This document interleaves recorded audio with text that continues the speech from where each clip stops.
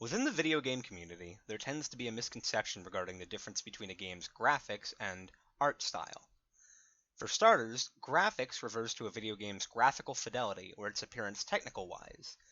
These are generally indicative of a time period's technology. As time passes, more advancements are made which allow for video games to use higher quality models, textures, and effects. On the flip side, art style refers to the design aspect of a game.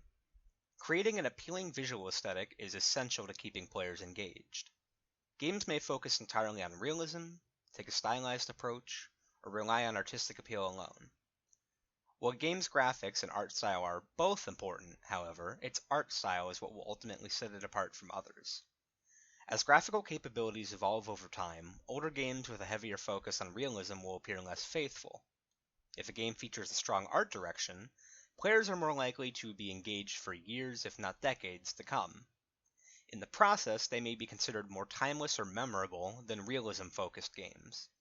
For instance, rather than striving for gritty realism, Bungie and Microsoft's 2001 Halo Combat Evolved combined stylized realism with elements of science fiction fantasy.